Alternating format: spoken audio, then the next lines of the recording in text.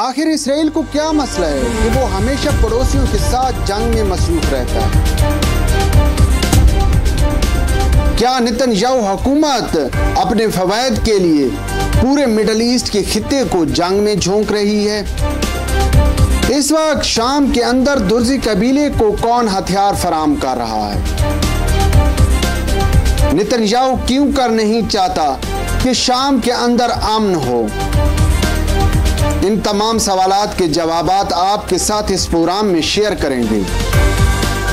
शाम में मौजूद दुर्जी कबीले और बद्दू कबीले के दरमियान जंग का आगाज आज से कुछ दिन पहले हुआ।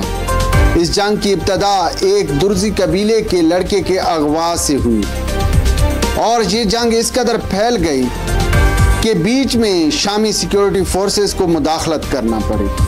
और अब तक की सूरत हाल ये है कि इस जंग की वजह से सैकड़ों अमवात हुई हैं। लेकिन जिस वक्त शामी सिक्योरिटी फोर्सेस ने अमन की खातिर सुईदा का कंट्रोल संभालने की कोशिश की तो उस वक्त इसराइल की जानिब से शाम पर हमले शुरू कर दिए गए। इसराइल ने अपनी फजाई ताकत का भरपूर इस्तेमाल शाम पर किया है।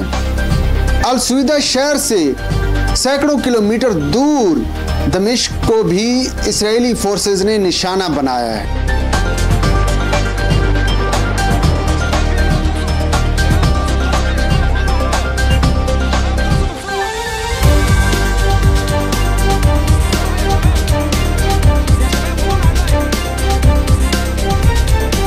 यहाँ पर यह सवाल पैदा होता है कि आखिर इसराइल शाम के अंदरूनी मामलात में क्यों कर मुदाखलत कर रहा है, और मुदाखलत भी इस हद तक कि बाकायदा जंग का आगाज कर दिया है। इसराइल के क़याम से लेकर आज तक दुर्जी कबीले ने इसराइल का साथ दिया है। इसीलिए बहुत से दुर्जी कबीले के लोग इस वक्त इसराइल के अंदर रहेश पजीर हैं। इसके साथ साथ इसराइल के अंदर सिक्योरिटी के मामलात में भी इनका असर रसूख है।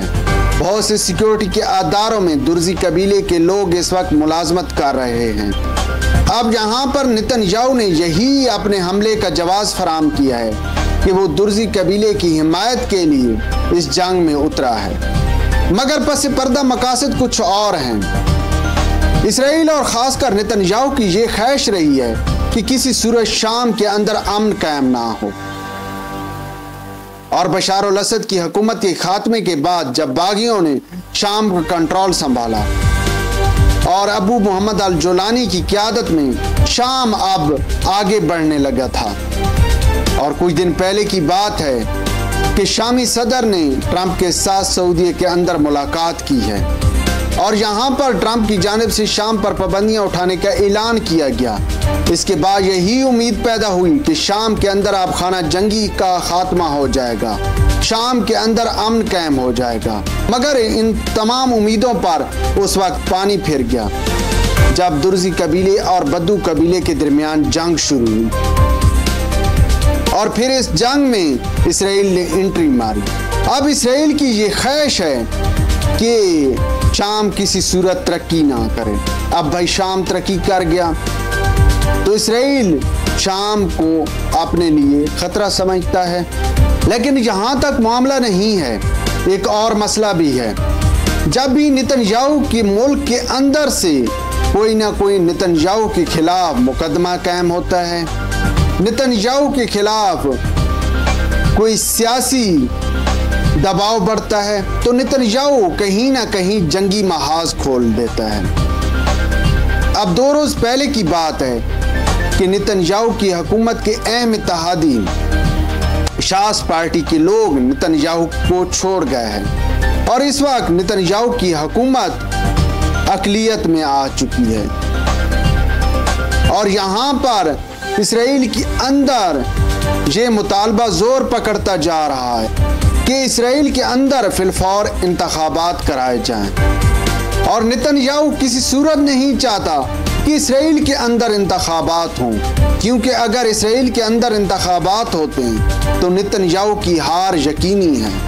और इसके साथ साथ नेतन्याहू पर बहुत ज्यादा मुकदमात कायम हैं मुल्क के अंदर। मुल्क से बाहर भी इंटरनेशनल क्रिमिनल कोर्ट ने नेतन्याहू के वारंट गिरफ्तारी जारी कर रखे हैं।